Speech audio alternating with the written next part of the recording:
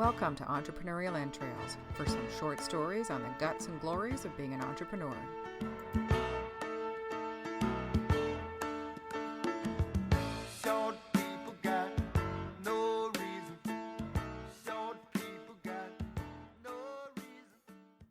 Hey, it's Elizabeth Plouffe, and welcome to Entrepreneurial Entrails.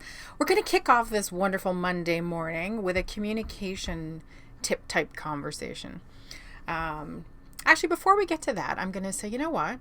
I love Mondays. I know that seems to be sort of a weird thing to say, and I've probably said it before, but I met a great person a few months ago, Holly Simmons, and she owns the Golden Lasso business. And the Golden Lasso is a family business mediation service.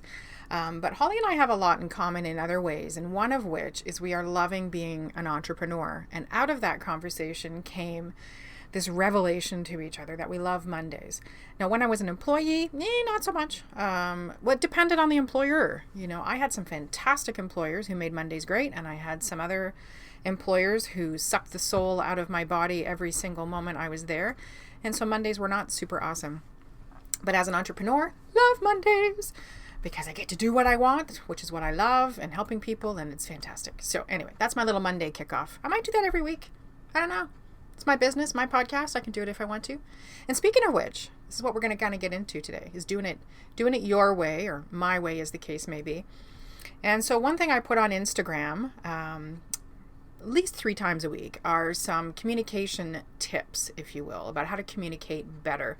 Some communication ideas, because tips and tip lists and all that kind of stuff actually drive me banana pants. But anyway, so on this happy Monday, my tip for today, or my discussion point for today, was, are you afraid of being you in your business? And what I wrote here was, why? Don't you like you?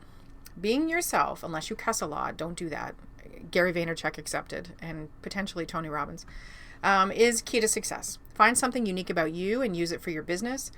Are you interested in superheroes or ancient Greek? Use it to stand out. And so I talked here about how if you are an employee, it's a little harder to be yourself in your business because your primary goal should be to represent your employer.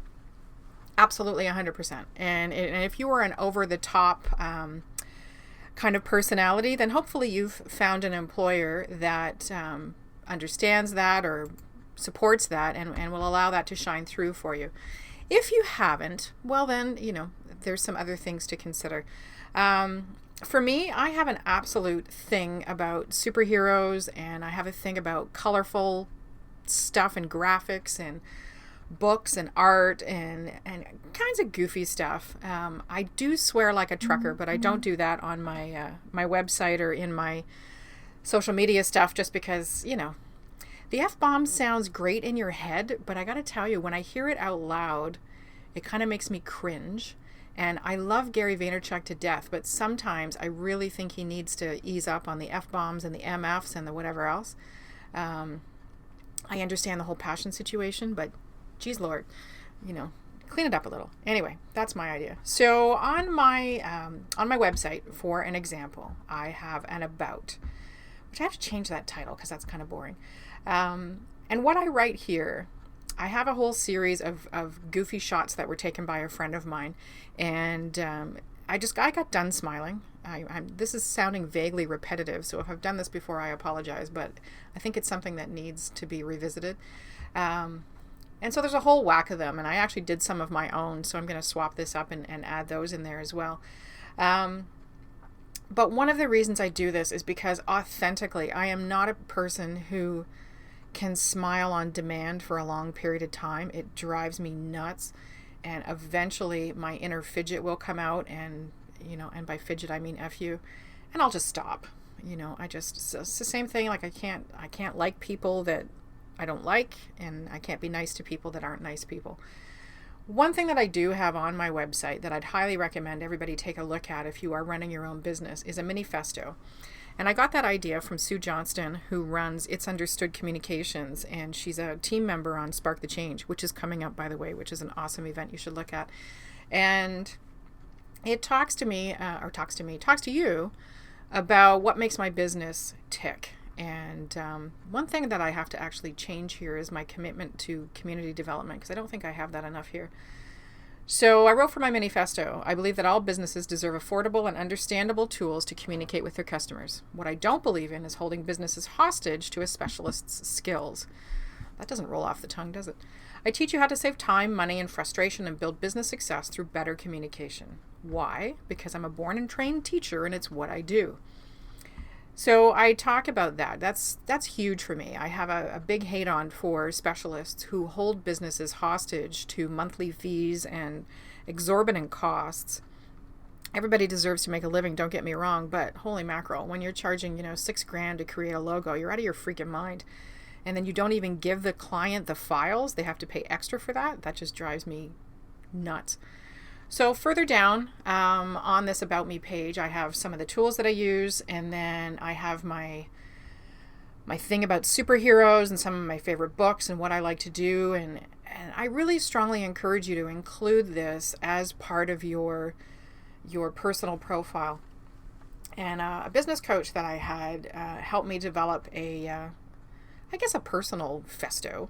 And mine reads, a longtime volunteer across Halton Region, placing personal value on giving back to the community as a leader, community guider with Girl Guides of Ontario, which I'm no longer with, and as a board member for the Halton Fresh Food Box program, I believe that helping others makes me a better person. So basically, it's all about how I can be of service and foster improvement for individuals and communities. My creative outlets include reading historical mysteries, that sounds like a dating profile, photography, collecting vintage cookbooks, and cake decorating. That's boring, so I needed to change that up. On my bucket list, I have driving a 57 Chevy convertible across Canada and creating a safe space for autistic teens like my son to hang out and embrace the weirdness of life. And got some, connections to movies and TV shows that I enjoy, Deadpool being top of the list, Sherlock Holmes, love Sherlock Holmes, books I like to read, whatever.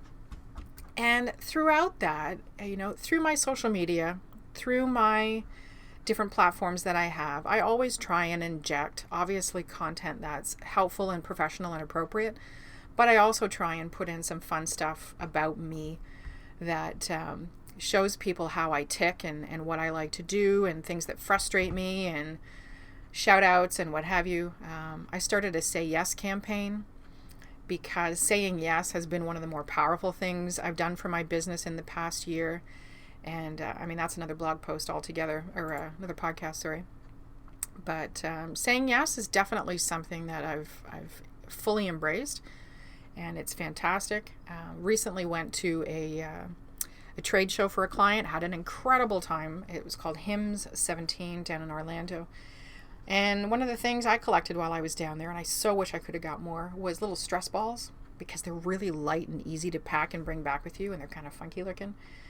So anyway, if you take a look at my Instagram, which is @MCVPloof, or our Twitter, one thing on Twitter in particular, I'm following the Halton Region Police Services for Oakville and Burlington, and there's a fantastic guy on there, and I'll try and find it for you if you're in the area.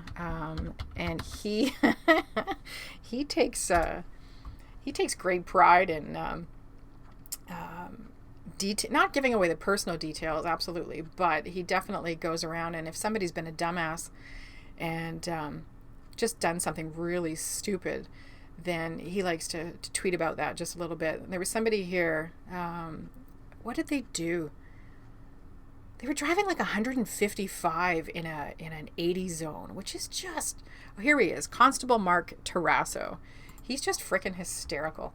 And he tweets all kinds of great stuff. So when that one came out about the 155 in an 80 zone, I tweeted back and said, any chance you're going to create a Dumbass of the Month award? And I nominate this guy for March, because that's just dangerous and stupid. That kind of stuff. Be free with your opinions up to a point. I mean, if you're some kind of Nazi supporter or whatever, from me to you, kind of gross, and I guess you'll find your audience.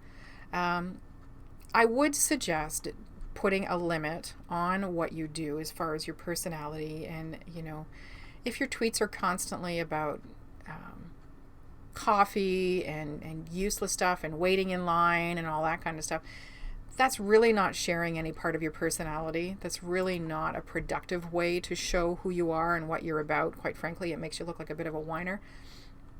But if you like to do fun stuff, I happened to be at this convention recently. Ooh, I'm actually missing a picture that I have to put up.